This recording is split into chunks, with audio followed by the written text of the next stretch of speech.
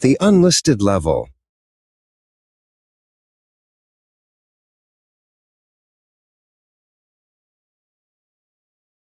The hum of the air conditioner was the only thing keeping Karan company on the 14th floor. Outside the glass walls of the Mumbai business park, the city was a sea of shimmering lights, but inside, the fluorescent glow felt sterile and heavy. It was 11:45 p.m. Karan sighed, rubbing his eyes before finally closing his laptop. The reports were done, but his exhaustion felt permanent, a weight that no weekend could lift. He walked toward the elevator bank, the carpet muffling his footsteps. The hallway felt longer than usual, the silence stretching like a taut wire. When the silver doors slid open with a soft chime, Karan stepped inside and pressed the button for the ground floor. He leaned against the handrail, watching the digital numbers count down. 14, 13, 12.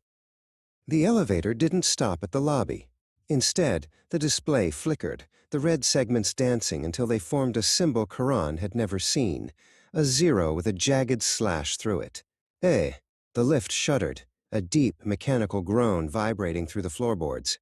With a heavy thud, the doors creaked open to a floor that shouldn't have existed.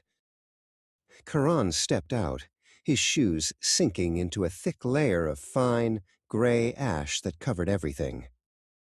The layout was an exact replica of his office, but the life had been bled out of it. The air tasted like burnt paper and stale sweat.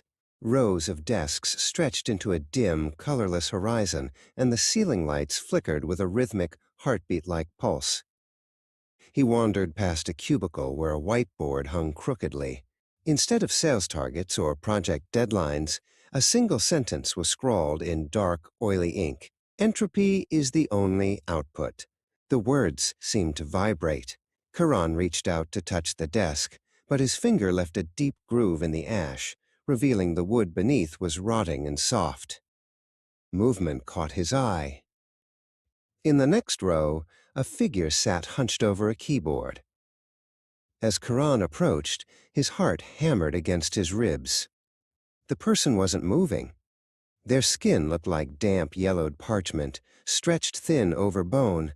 They were literally fused to their ergonomic chair, their fingers merging with the plastic keys in a grotesque, seamless graft. Suddenly, the office intercom crackled to life. The voice was calm, professional, and terrifyingly familiar. It was the HR director. "Karan," the voice boomed, echoing off the ash-covered walls. "We've noticed a significant dip in your engagement metrics. To ensure maximum utility, you have been moved to the archive floor. Your placement is now permanent." "Permanent?"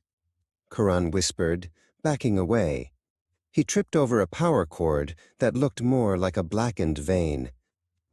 From a nearby desk, a man turned his head with a sickening, leathery sound. It was Samir, a colleague who had resigned 3 months ago. Samir's eyes were cloudy, and his suit was now part of his torso, woven into the fabric of the chair. Samir reached out, his arm elongating with a wet, tearing noise. His hand, thin and cold as a dead leaf, clamped firmly onto Karan's wrist. "Don't fight it, Karan," Samir croaked, a ghost of a smile twitching on his parchment lips. "The transition is hard, but the benefits are lasting. The pension plan is eternal. We never have to leave." Karan lunged back toward the elevator, but the silver doors were already melting into the wall, becoming just another slab of gray, ashy concrete. The HR director's voice whispered one last time through the vents. "Thank you for your service." Karan sank to his knees as the gray ash began to settle over his shoulders, heavy and warm like a burial shroud.